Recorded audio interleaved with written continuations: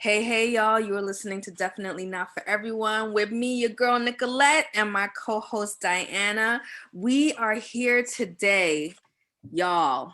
I am so excited. I'm feeling so blessed. I feel like I made it. You know what I mean? Because we are talking today with Christina Haswood. She's amazing because she is our Kansas House representative in District 10. She is an Indigenous woman from the Navajo tribe. She's the youngest woman in legislature. Amazing basketball player. I saw you, girl. Um, and she's the third Native American in history of the Kansas legislature. There's so much more to her, but that's what this conversation is going to be about, is to learn about her, to say thank you to her, and to see what is next. So welcome to the show. Please say hello to the audience. Hello. Hello, I'm so excited to be here today. Unfortunately, I'm not the youngest because Representative Lindsey Vaughn beats me by like a few months. Are you serious? Yeah, so she's 26 too. But other than that, we're killing it. And then I'm so happy to be in the Kansas State Legislature with another incoming Indigenous woman, Representative Stephanie Byers, who's also the first transgender representative in the state of Kansas. So a lot to be excited about. I'm so excited to come out with this amazing group of women. Kansas is doing some things, huh? Oh yeah, wow, and the hard work I'm paying impressed. Yeah, Go ahead, Kansas. Yes.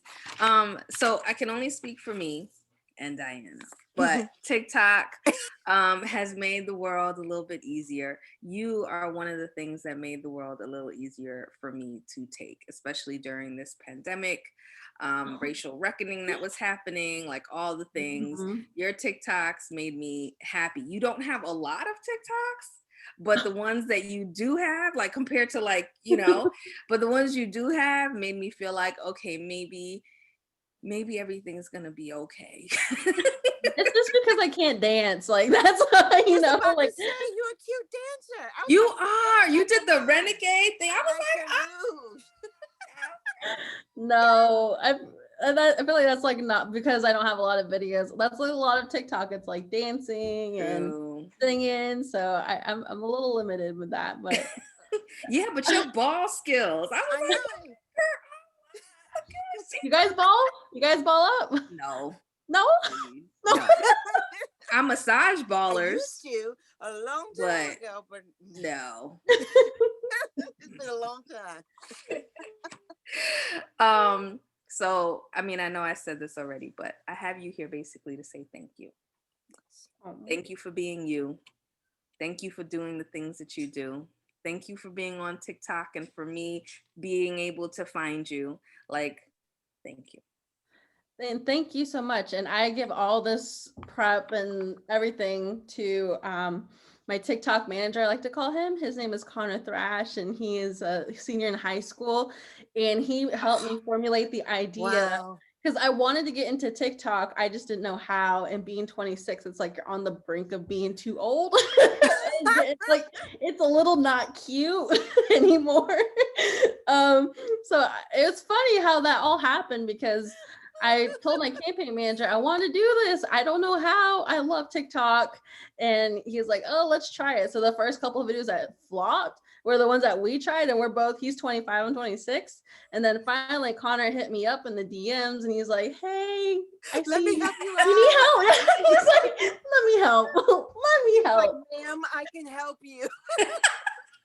Exactly. And I was telling him, I was like, literally last night I was telling my campaign manager, Damien, like we need help. And I don't know who to help, like who I can call for help. But he totally did 180 with the TikTok. And he was the one who, he had time to look up what was trending. And I think the biggest part too is what was appropriate for a politician to do. Right. Wow, so he did perfect. All that research. He did a great job. He did a great job in high school. That is amazing.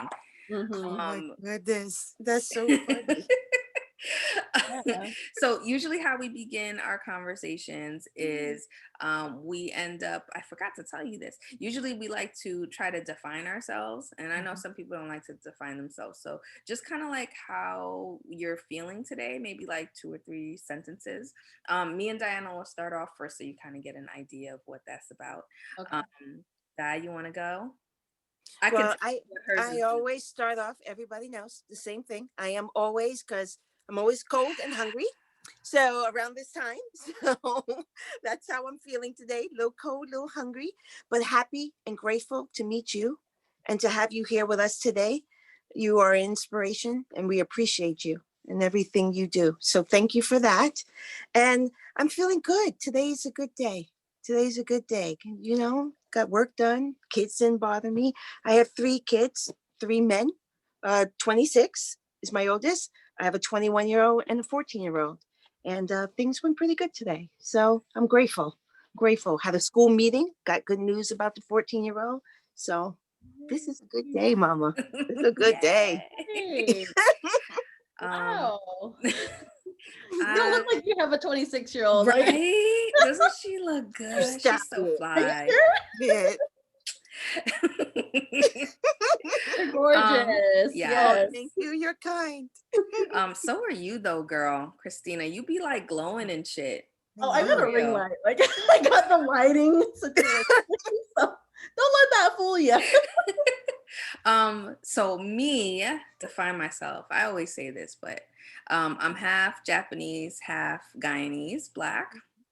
I was born in Guyana, came to the US when I was about 4 or 5 years old. Grew up in Brooklyn, BK baby. Um, You're so cute. And I have 2 kids. I got a husband. I'm a massage therapist. So whenever you come to New York, Christina, you better stop on by, girl. And how I'm feeling today. I'm feeling really like I think I already said that. I'm feeling blessed and I'm feeling like I made it because Christina said she was gonna come on the show today. Like I'm done. I could drop the mic and it's all done now. So your turn, Christina, girl. I'm like, how real should I be? It's kidding. Like, Up to you. Whatever you feel comfortable with. Exactly. Exactly. I feel like a mix of emotions, and that's just that's coming from being so excited to be here with you gorgeous women of color. Oh my Thank god! you. Anytime I Thank get to you. talk to a woman of color, it's just like a safe, like warm feeling. Just because politics is less diverse, to Yes. say the least. Isn't everything less diverse? It seems like. Anyway, go ahead. Yeah.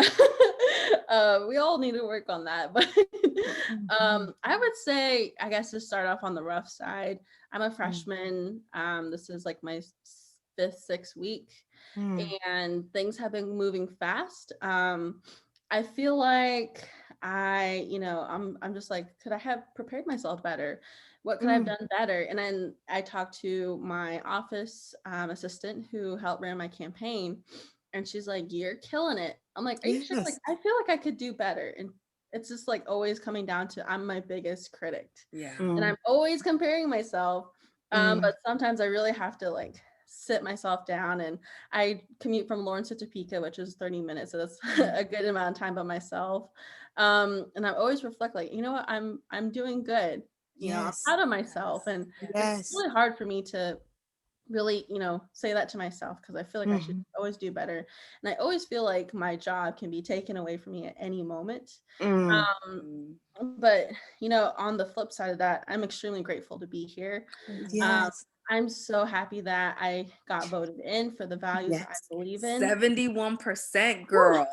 You earned it, Mama. You earned it. Yes. That's because they believe in you, boo. Yes, Yes. it's all yours. You earned it. You put the work in, and that was the reward, So For yes, being you. Like, how cool is that's, that? Like, oh my you're rewarded for goodness. being you. You know what I mean? Like, that's the coolest. Yeah, and I sometimes look at my colleagues who might not have such a supportive community like I come from.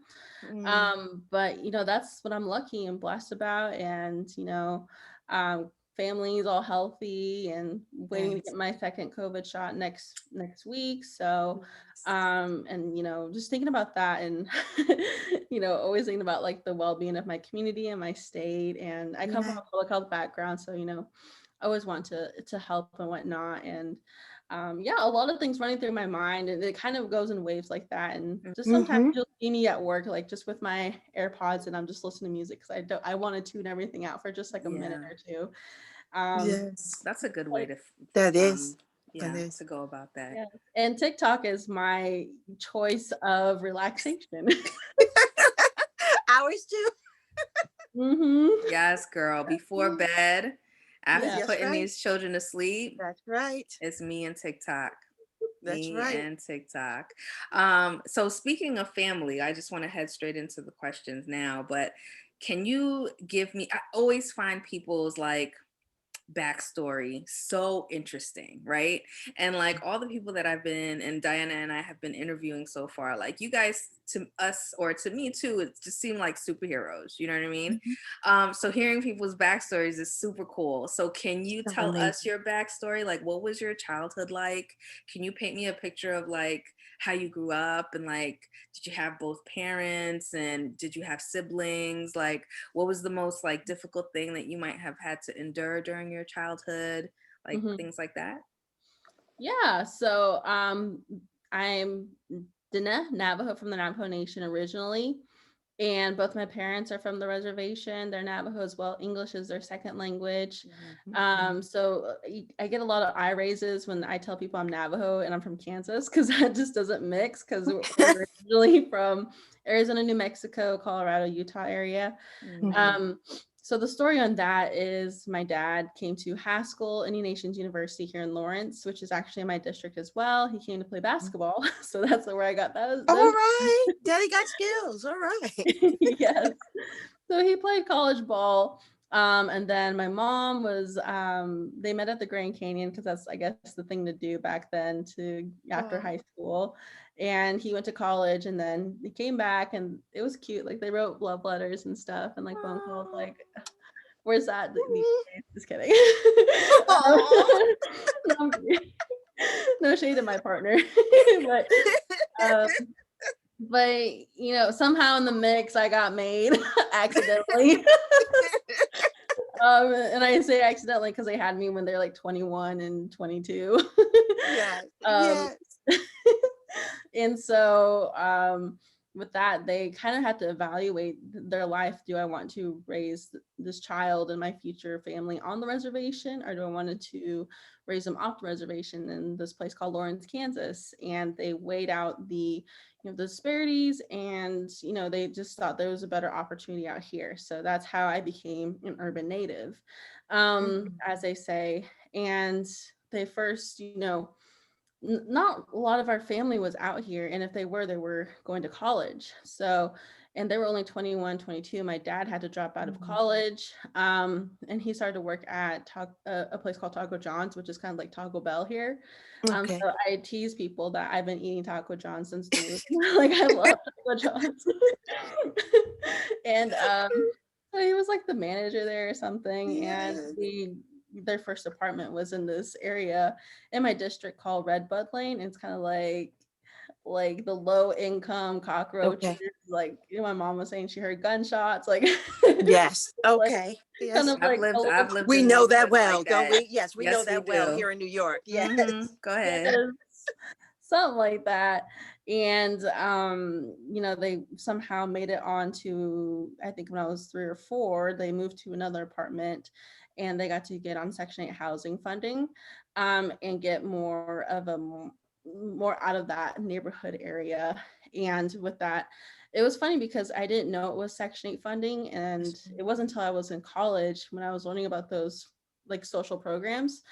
And I called my mom after class one day, and I was like, I remember sitting in the apartment office, and it took like an hour or two, and I would just like be playing Barbies or something. What's that? When we were, she's like, yep, that's why Yeah. we so long, those like once in a year thing. I was like, oh, okay. And Yes. it's weird because they never really shared those struggles with me. which is good, I guess. And I think that's how most parents. I'm not a parent yet. Yes, But yes. I'm sure you guys can chime in here that you want the best for your children and you want Right. to, I assume, kind of Definitely. bury Yeah. them or Yeah. not bury, be a Yeah, barrier. no, you want to like shield them Yeah. from all of the difficulties and all of Mhm. the stuff so that they don't have to worry about anything, right? So that they just concentrate on the things that you want them to concentrate on, which is like Mhm. school, so that they can get themselves out of whatever situation you're in and, have something better later on. So yeah, I totally get that. Me too. Mhm. Yeah, and I tell my parents, I was like, I never felt poor. Like That's right. I knew the other childhood children that I played with, they only had single parents, but I never really questioned it Good. until you really get into this educational Western system that tells you that you're poor and Exactly. Totally. you're a They're Exactly. happy to tell you minority. that. Mm-hmm. Exactly. I Mm-hmm. was the same way. I had no idea. Everyone was like, yeah, I lived in the projects in the Bronx and it didn't feel like the projects. The building was clean. I just thought I lived in the building. Building was clean. We had grass, you had trees, ride your bike. Everybody had their door open. The neighborhood looked for each other. It wasn't too much later.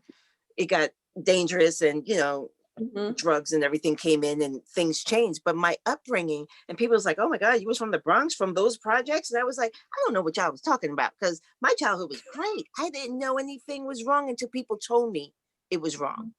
No Mhm. idea. No idea. So I get it. I Yeah, understand. Yeah. Yeah. Until definitely. society tells you otherwise. But we were a community. Everyone looked out for each other.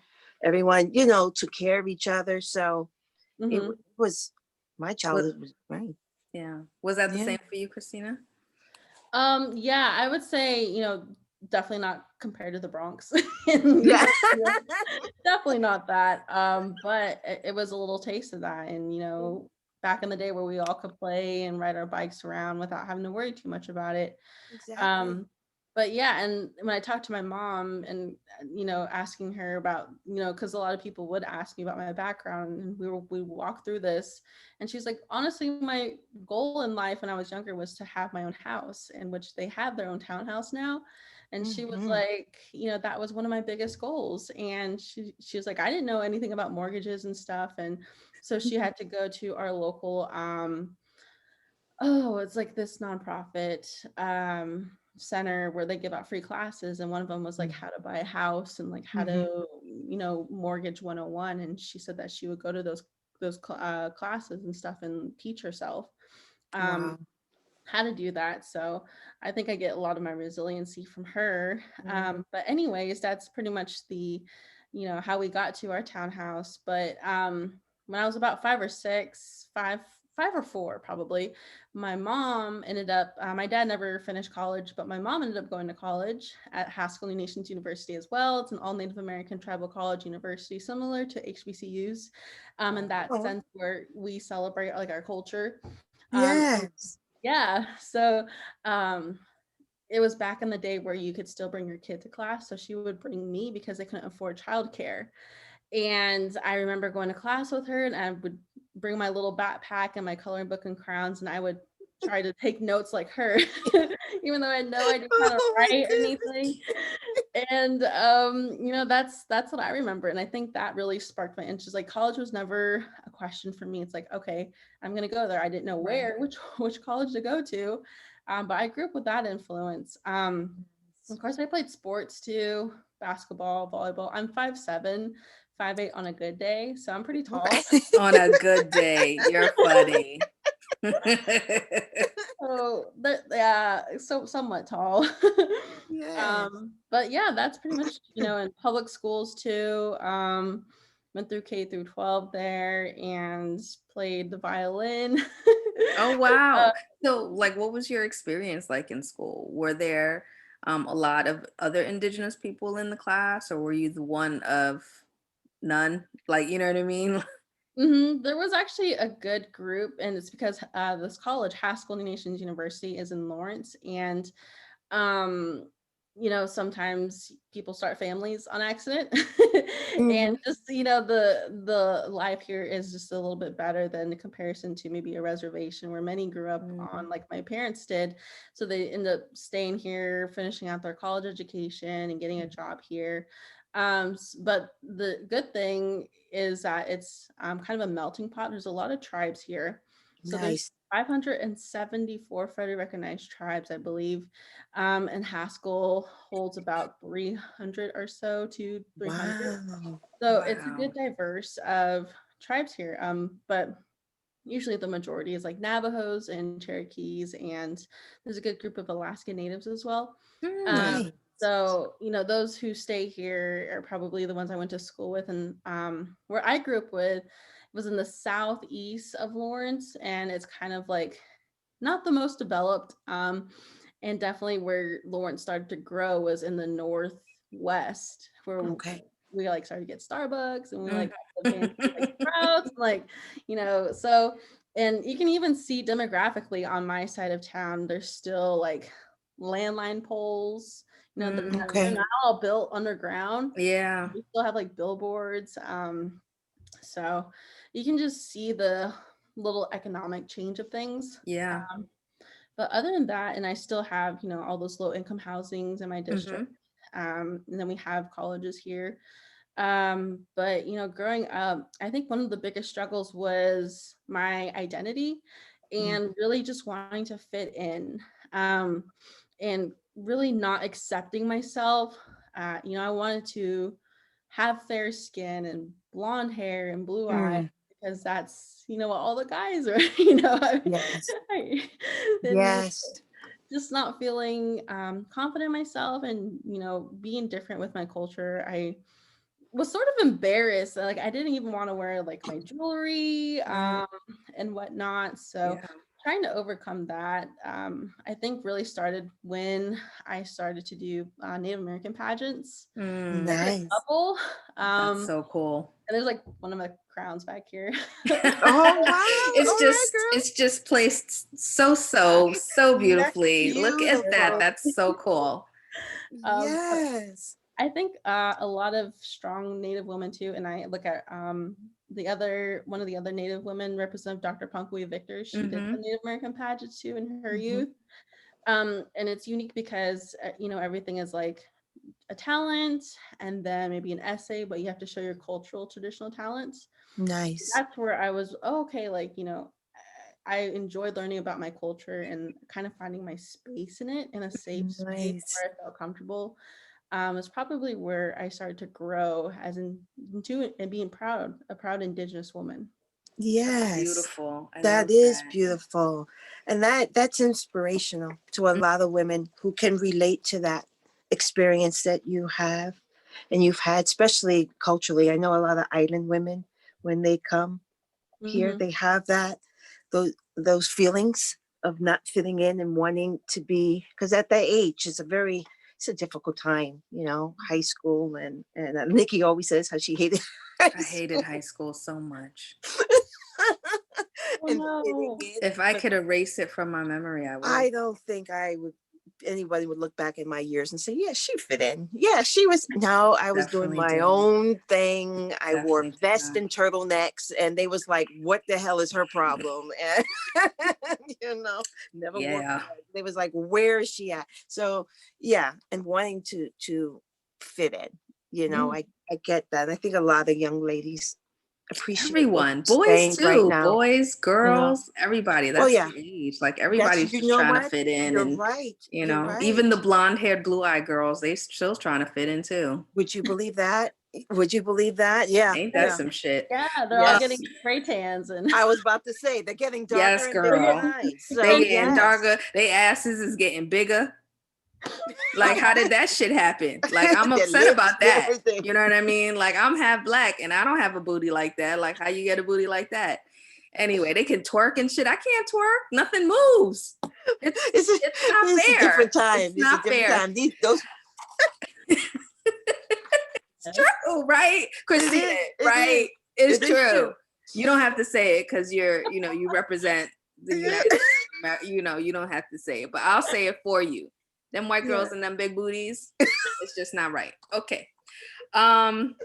So you got into politics. Like what?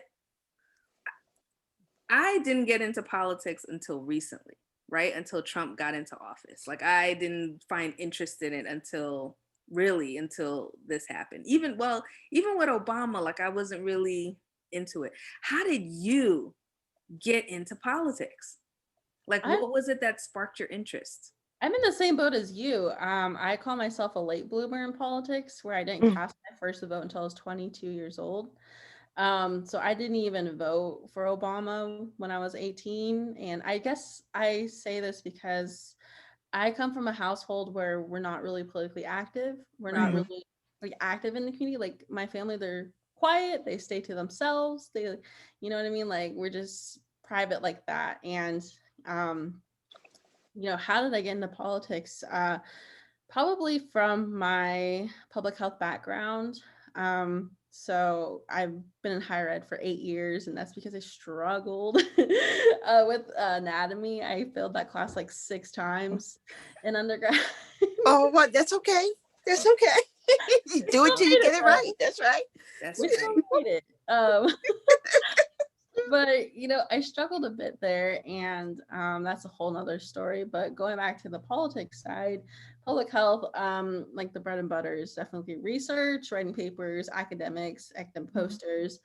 And I like that part. I started to get bored with the results, because after you do the research, you do the paper, okay, it's like, all right, now you're onto another paper. Right. So I wanted to see something like fully play out, and a lot of our solutions were policy changes.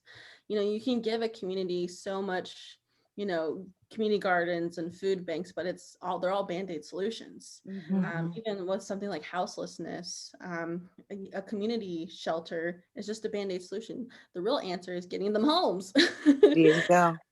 So, who makes those And decisions? mental health And mental people, health, you know? yes. Yeah. Yes, and like the criminal justice system, and Oh, we how could do a that whole show on that. Yes. right.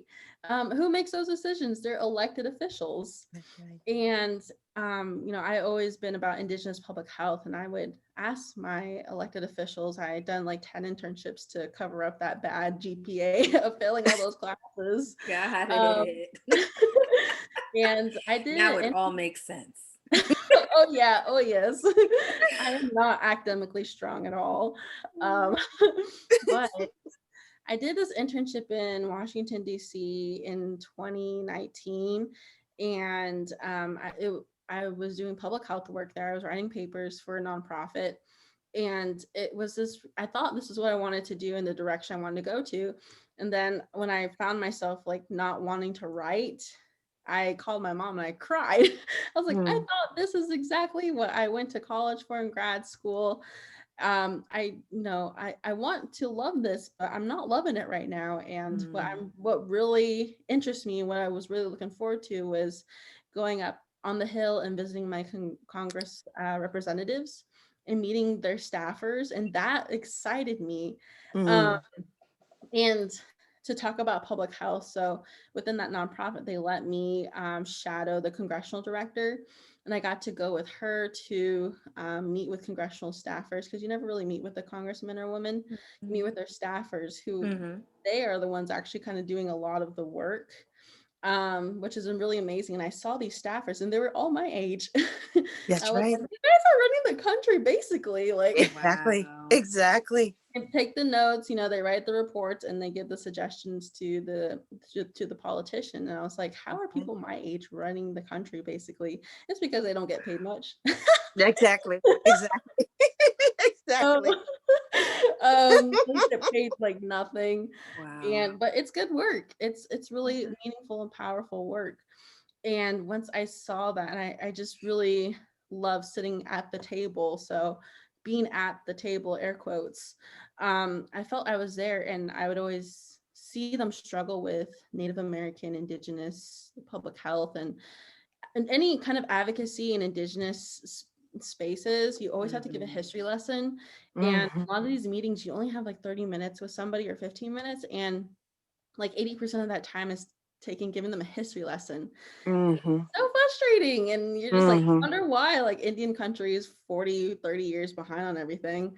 It's because people don't know the real history of Yeah. Indigenous peoples. So once I saw that issue, it kind of brought that energy back home, and I was like, okay, what are my state reps doing? And I was lucky to have the representative who was previously in my seat. She was very smart, very engaged in the community, but she didn't know about Indigenous issues at all. So I got to meet with her, and then I got to meet with my state senator. He didn't know either, and there's really not much movement. And then, how did I get into politics? One of the first things I started to do when I started to break away from the academic world into the political world, I volunteered to get people registered to vote. And it was at a grocery store in one of the, areas in Kansas City, at a grocery store next to like a train station. Probably, it was in a low income area, and they target this area of the town specifically to get more people registered to vote. But once I noticed the people who were there to volunteer with me, they didn't look like they were from the community, and they came in with like like their name brands, and you know what Yes. I mean, like people who have time. I know what you mean. Mm-hmm. You don't know. even have to. You don't even have We to know. continue, girl. I Yes. understand what Sister, you're we saying, know. and We the people understand. listening understand what you're saying too. Mhm. Yes. So you saw that, and you were like something's wrong here. That's right. And I was like, I don't like this. And I think people in that community, I was the only person of color too who volunteered that day. And I think people were just a little bit more comfortable with me, and doing some code switching where I don't have to always speak very properly. Exactly. So once I saw that, I was like, oh man, I really need to be in this space. And they thought I did really good. That the coordinator for that hooked me up with a fellowship with Congresswoman Trace Davis's campaign to be a field fellow. I only did that for a few weeks, and then I had to go back to grad school. Oh, wow. But obviously that was enough. Yeah. And I think every time we see a person of color in politics with interests, we have to keep nurturing them, because it's a field that government and all that has screwed us over so many times. So true. Yeah, so that's one of my first baby steps to get into politics. That's probably my biggest advice to those who I get a lot of questions of, how do I even get started? Yeah, I saw a I lot was of going to those ask. posts. Yeah. Yeah, you had to pay. I mean, there's a fee. That's one of the things you have to do, right? Oh, to file? Yeah. Yeah, so it varies from state to state. And in the state of Kansas, you can either get, I think it was like a certain percentage of your district signatures. But in my case, it was the pandemic, so we weren't going to do that. No. Right. And so they had a fee to it. And some states, they don't have a fee. Like, you have to get that signatures. Oh, interesting. Okay. So what life are you leading now, Miss Lady? Like, I've been watching you on TikTok, and you give me like your day-to-day, like what you do, like you work out, you have your juice, and like you do your thing. I need to do an updated one because it's a little bit more crazy. So I know, that's what I was going to say. I know it's a whole lot more hectic now than it was before. So what has it been like for you? Like, are you very stressed out, or is it what you had thought it was going to be? Is it better than you thought it was going to be? Is it harder than you thought it was going to be? Talk to me. This is a very good question. I filmed the day in my life. I just got to edit it and put it on YouTube. But even in that, I found it difficult to like bring up my phone and record. Just because, I don't know, people are sometimes weird. Yes, they are. Pretty much. That sums it up. Yeah, they sure is. Beautiful word. Weird. But I guess a day in my life, I get up early and I do that 30-minute commute, and then I have 3 committee meetings, and they're about 2 hours max, but usually an hour and a half.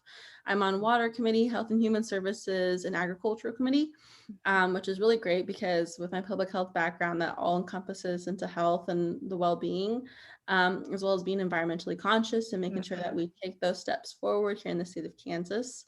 And the good thing about, I would say, is a lot of it is bipartisan support. I feel like water isn't a Democrat or Republican value. It's an everybody value. We need You would it. think. Yes. Yeah, You would think. you would think a lot of things were bipartisan, but It is heartbreaking. Yes. yes. I think the only issue would just be corporate greed. But Mhm. other than that, I think, we're a big agricultural state, so we want to make sure our water quality is good, but also being conscious about the water quantity, about our aquifers and all that stuff, our wells and our wetlands. And agriculture too, it's really great because I get to work with people from Western Kansas who are in the rural areas, which landmass wise is a lot where Kansas is. And also, I like to say my background in that is from my grandparents. I grew up going back from Kansas to the reservation my entire life, and usually through a car. And my grandparents, they had livestock, they had cattle, we had a lot of sheep. We would herd sheep and we would go into the canyon and make sure we look on the cattle, and a lot of dogs and cats. So, and sometimes we have to haul water, and I would feed the horses and the sheeps with the hay and all that. So, I understand the values of agriculture. It might not be literally in Kansas, but I've grown up, even like my mom would take us out of school sometimes to go drive us to Arizona to help with harvest with my grandparents. So I understand that people make a living off of this.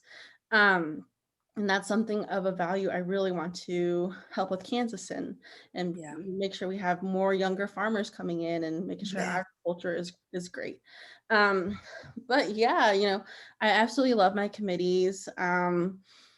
And everything in between is getting squeezed by meetings.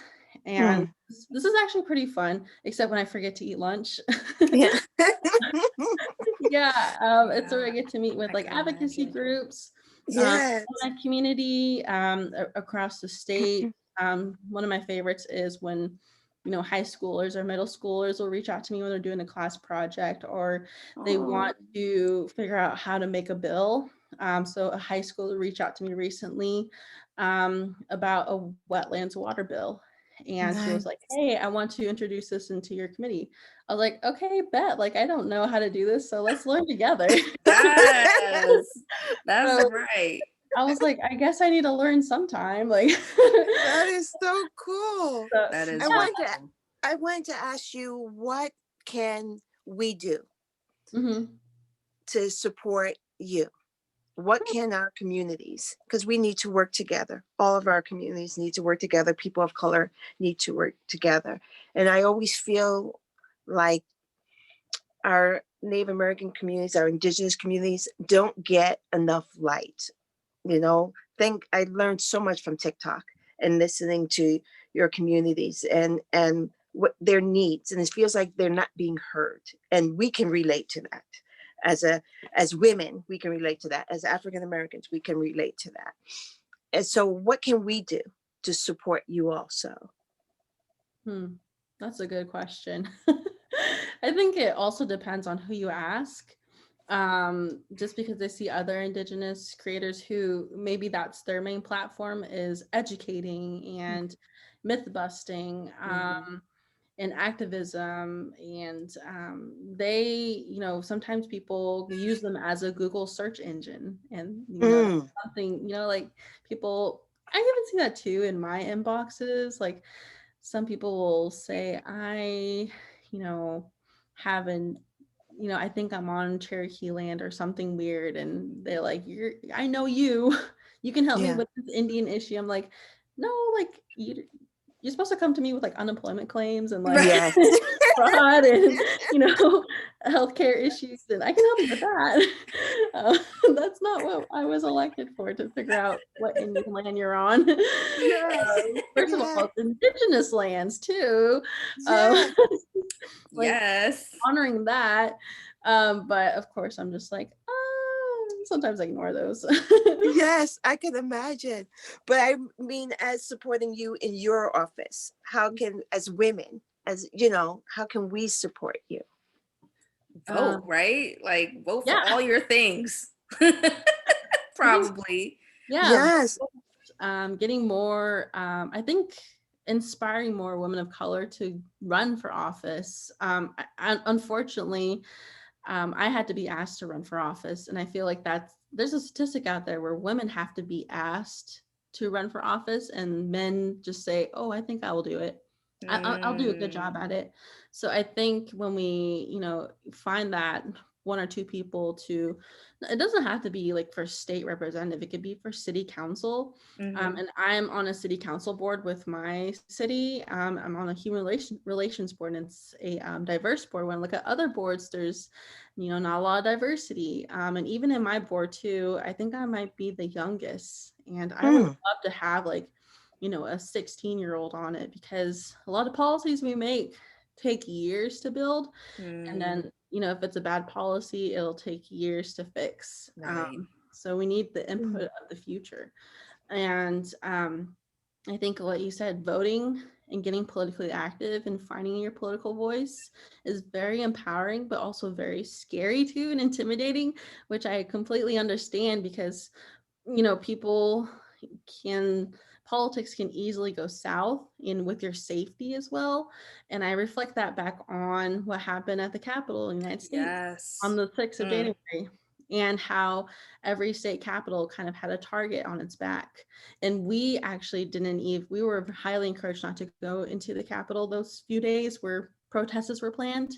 And I didn't either, just because my family kept saying, "Can't you stay home, please? Can't you stay home, please?" Because I ran as a progressive Democrat, and that's kind of, the You target. have a Even target on your back. at Yeah. the, I, I don't know if I was a target, but you just never know. Yeah. um, but I think, how can we support each other on social media as well, and normalizing it? Because I think about when I was a kid and I didn't see an Indigenous woman in politics. I thought if I were to go into politics, I had to go to tribal politics. And that doesn't go well for my community if you're not fluent in Navajo. So, Okay. Okay.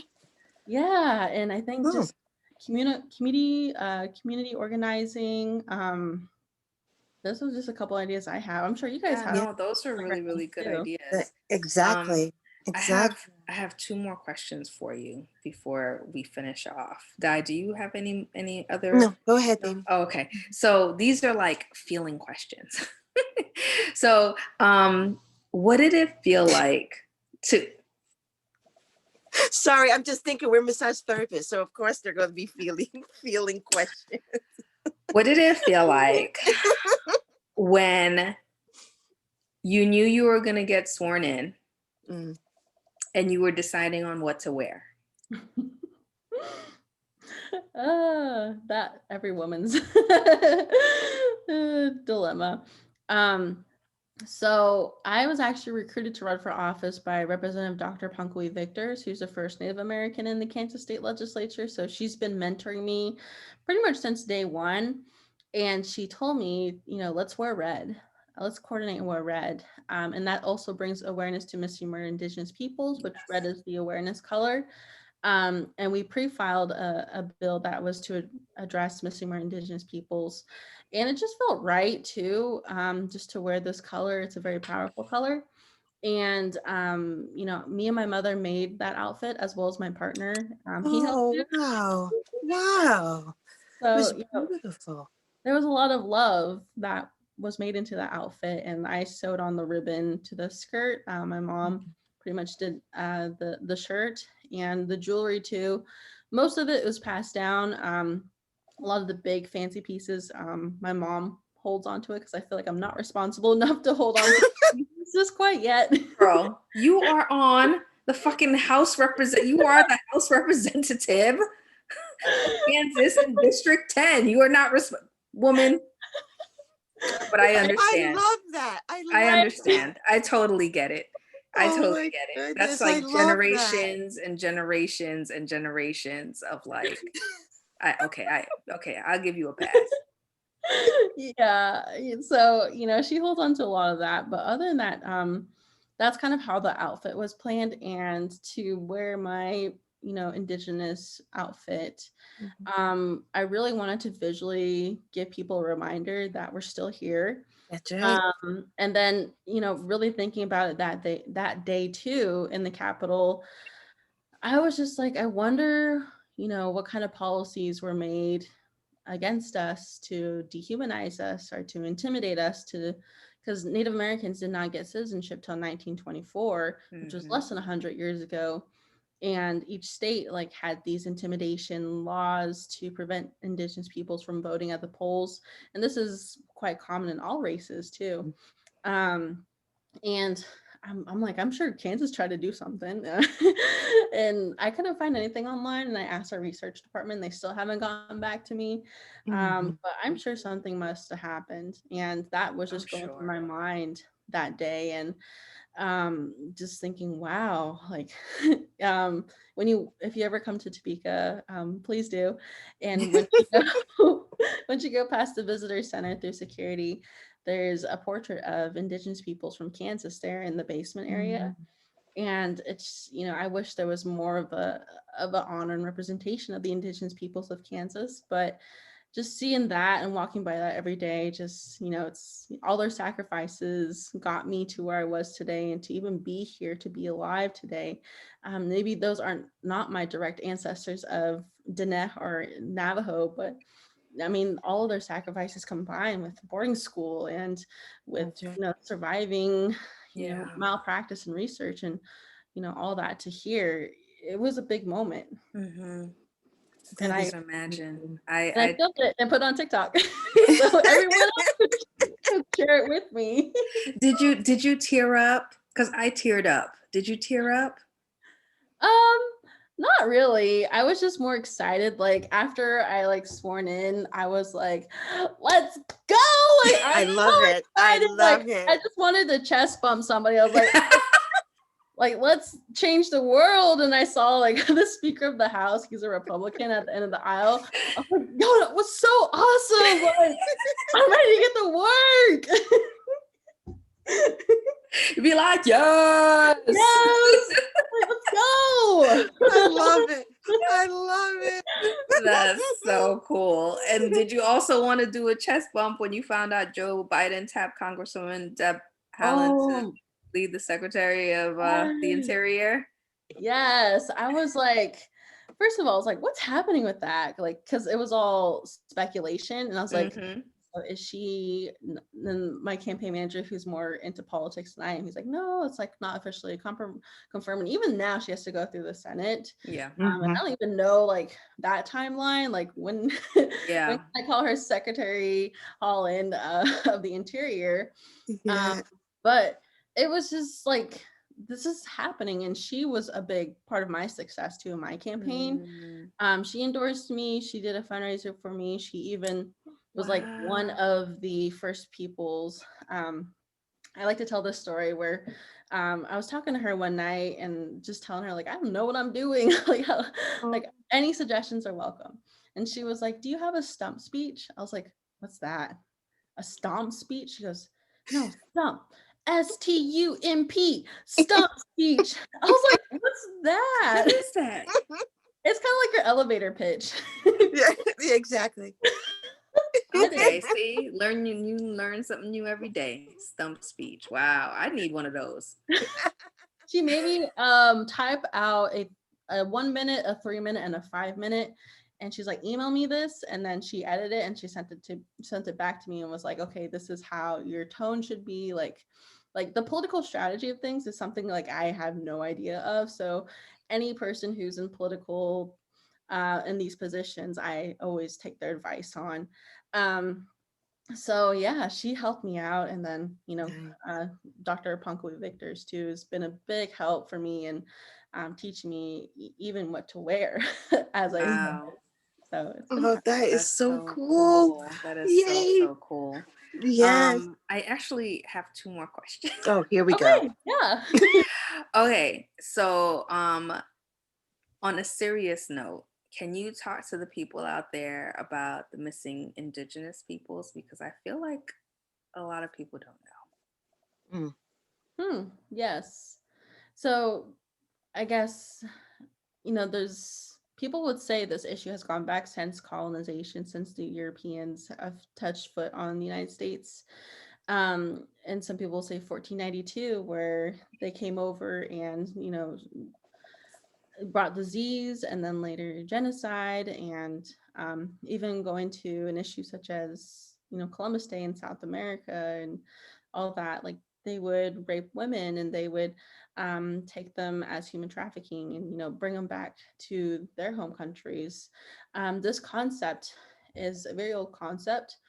And that's where a lot of people feel like the beginning of this epidemic started, and it just kind of carried out throughout the years. And missing and murdered Indigenous peoples sometimes is often referred to as missing and murdered Indigenous women or missing and murdered Indigenous women and girls. But I like the term Indigenous peoples because when we look at modern statistics, a lot of it is men being I was missing. about to say, yeah, the boys too.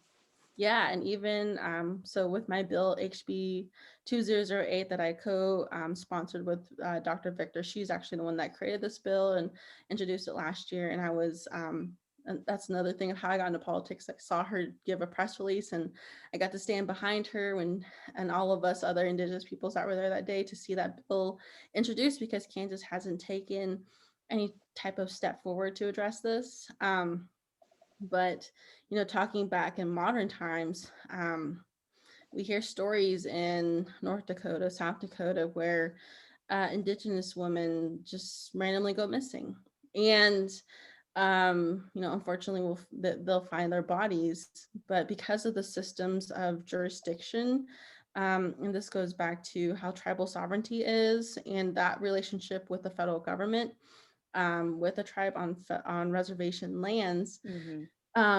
This is going into Indigenous Indian law, and I'm not really polished on this, but to my understanding, if a crime happened on the reservation, it goes to the FBI.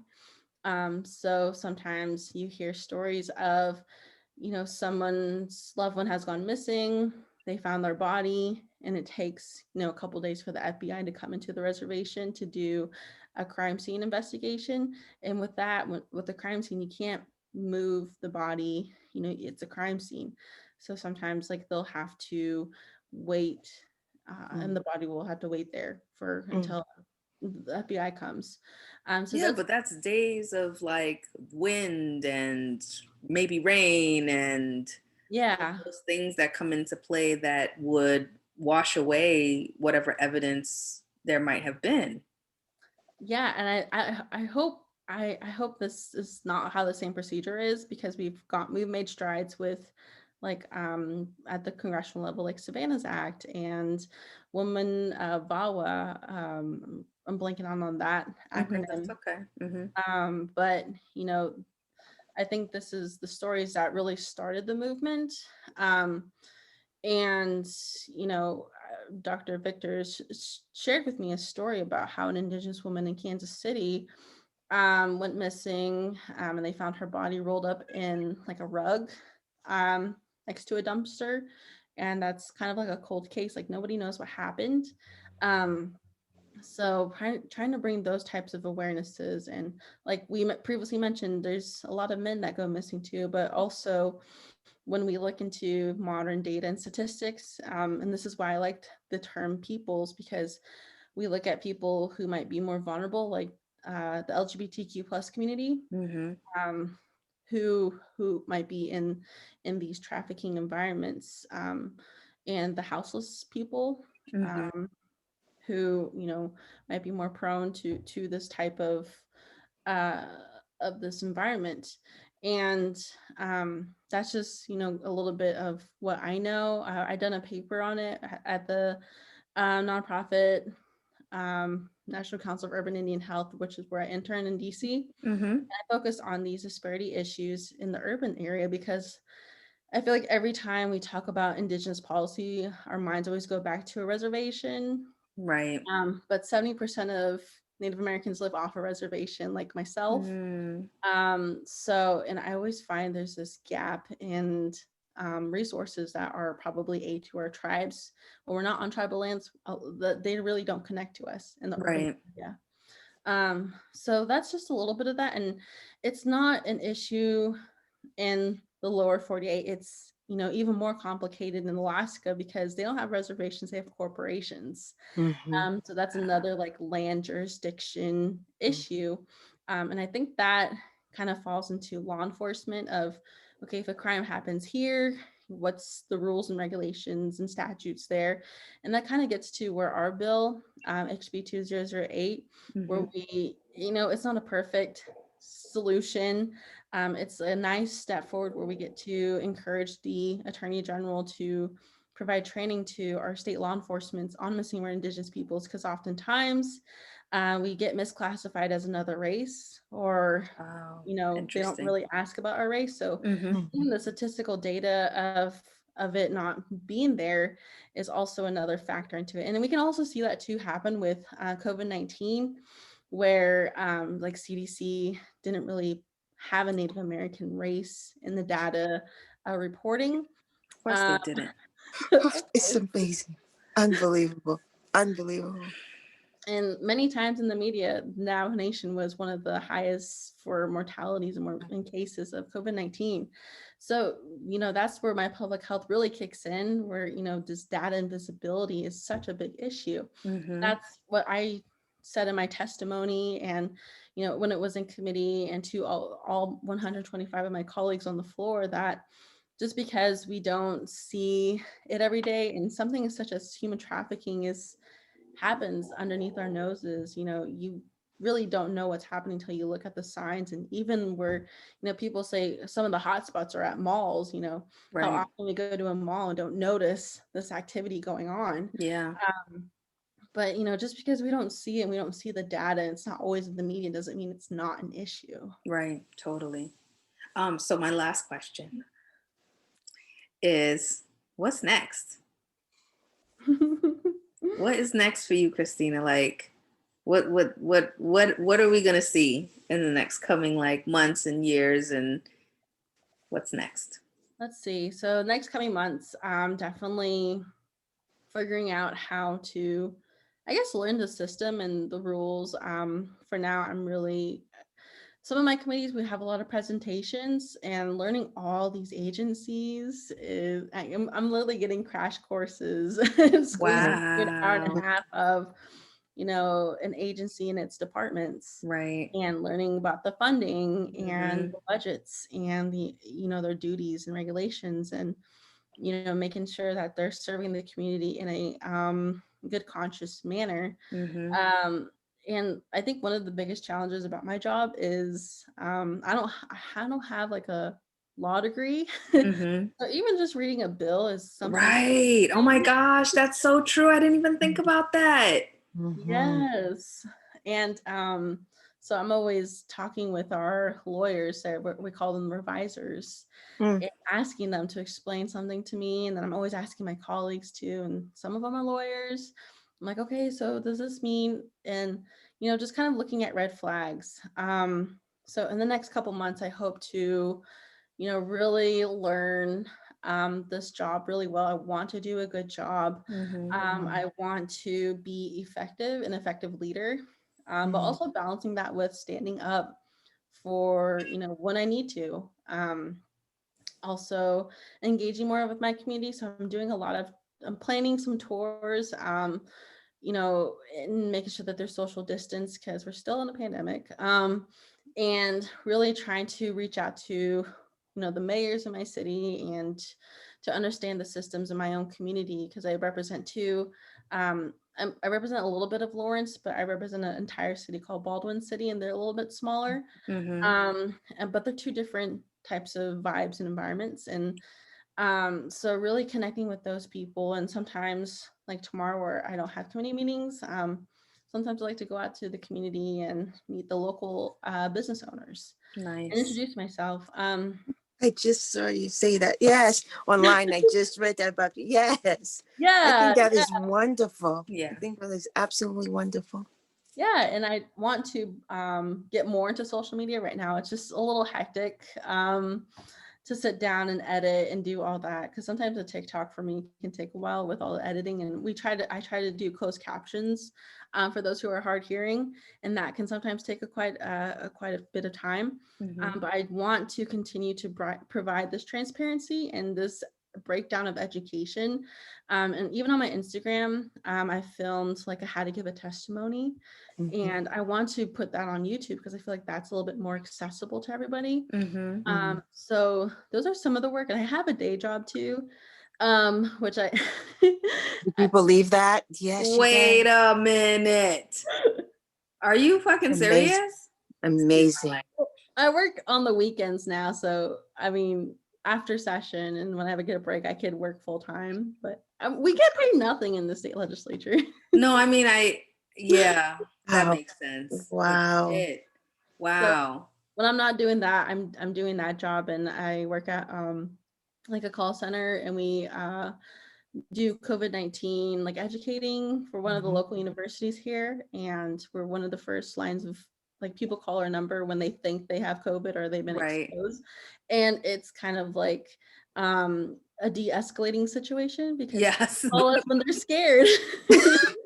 Like you're Yeah, I can imagine. and it's at a college, so it's like 18, 19-year-olds, and they're trying to go home and see their grandparents, and it's like, Right. "Oh, you went to a party Aw. last week, like, you shouldn't." Um, I saw you at the bar outside. Hello. yeah, Yes. so that's kind of what I do when I'm not doing this job, and I got word today that Wow. they're expanding our services to not the college, but our community, our, county, I believe. So that's, exciting because, Yeah.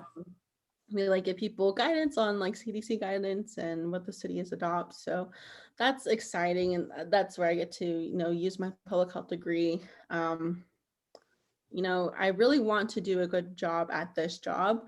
So Mhm. politically, I don't know if I don't know if another office seat or position is in the in the Yes, horizon. baby. You Um, know it is. Running for re-election is probably my first goal, just because I think these 2 years are just not enough. And I Mhm. really want to do my due diligence and make even building relationships is something that I feel like it's like 80-90% of my job is to work with people and to Yeah. meet people. And that takes Yeah. time in itself. Yeah. Um, Yes.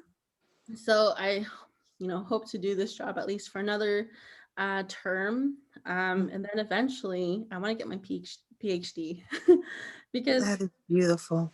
Representative Wow. Haswood is only for 2 years, Dr. Mhm. Dr. Haswood's for a lifetime. So Oh, girl. Yes. Say it. That's what I'm talking about. I love I it. love it. I love it. Oh, you are definitely a delight and an inspiration, truly. You really are. We appreciate you so much. And I want you to know, I feel like a mommy at this point because you could be my baby. I'm 49. You could be my baby. And every step you take leads you to where exactly you're supposed to be. So don't worry about it. Do not worry about it. Every mistake is teaching you what not to do. It has this purpose. Everything is a learning experience. So just learn, be present, breathe, and it's going to be okay. There's no such thing in my mind. There's no such thing as wrong when people say, "Oh, they failed to do it." Yeah, it taught me. When I say no, I didn't fail. It taught me what not to do. If I had to do it 10 times, it's because I had to do it 10 times so I can get to this point and kick butt. You know what I mean? So take it all. Every step, it's taking you to exactly where you need to be when you need to be there. So if you didn't get it that time, it's because you wasn't supposed to be there. There was other stuff you had to do to be at that point. So you're going to be fine. You are inspiration to me and to so many. So we thank you so much. Thank you We so really much, do. Christina. Before we go, though, is there anything that you'd like to say to my audience or your audience? Anything, advice you'd like to give? Any thoughts, any feelings? I think you've said a lot that was really, really eye-opening and really thoughtful. But anything more that you might want to add, or? I just always like to close out that, at the end of the day, I want to bring representation. And that was my whole campaign purpose. I honestly had nothing to lose being the youngest candidate and, being someone who just came out of left field to run into politics. Um, and, I hope just my presence has shown people that they could be in this position too, because I'm not, I don't have plans to be here for 50, 60 years. Like, you all need to come and take my seat. And when I've done my time here, and the youth can get involved as well, but also, the older generation too, we need to hear your voices as well. Is she And looking at me when she said older That's what I generation? said. Did you That's see what I that? She was said. That's like, what I older said. generation. I was like, she's talking to us, Diana, the older generation. I see what's happening here. I'm just playing. Go ahead. Christina. I don't forget you guys. But yeah, I just, I really hope that all of us, that feel like our voices haven't been heard. That's why I always felt like too, I hope you got that from my story, where every time I went to elected official, they didn't know anything about my culture, my people, and our struggles. Yeah. So I was like, okay, I have to be in your position someday. So I think when you get that crazy thought in your head that I could, be a CEO, or I could be a director of a program, or I could be an elected official, believe in yourself. And give it all you got. And that's what I tell people too, is like, just leave it all on the court. Like, you will not regret anything if you just put your heart and soul into things. And even in my campaign, people told me not to be too native about things. I was like, that's exactly who I am though. Exactly. And, I listened to them for like a second, and I was like, okay, I can't like tone down me being an Indigenous woman. Yes. This is the package deal. Yeah. And if people don't want it, then they're not going to vote for me. Fuck them. And they wanted it too. They wanted I'm just joking. I'm not joking, but I'm gonna joke. I'm joking for you because of who you are. But Yes. But yeah, and if everybody has any questions for me, can always email me at my house email, christina.haswood@house.ks.gov. I'm also accessible on a lot of social medias, but please do not be discouraged if I don't message back right away. Feel free to double message me, triple message me. Things will be a lot more slower after session. I'm just trying to read all these bills and laws. But other than that, yeah, I'm more than happy to talk to people who have the slightest bit of interest in the politics, because even the campaign side, like, I wanted to hire more BIPOC in my campaign, but they weren't here in Kansas. And like, encouraging people to get into political systems when the government system has failed us people of color for so many, it's a healing process. But that's something I want to work with now in the future, of getting more of us registered to vote and involved in politics and understanding what's going on, because I'm on that struggle bus as well. Yes. Yes. So to my listeners, I just wanted to say thank you to y'all for listening. To Christina, you're amazing, my love. Thank you so much for coming on to the show. Diana, you my girl. I love you. Love you too, so Mama. Thank you guys for listening. I hope you continue to listen. And we are out. Deuces. Bye.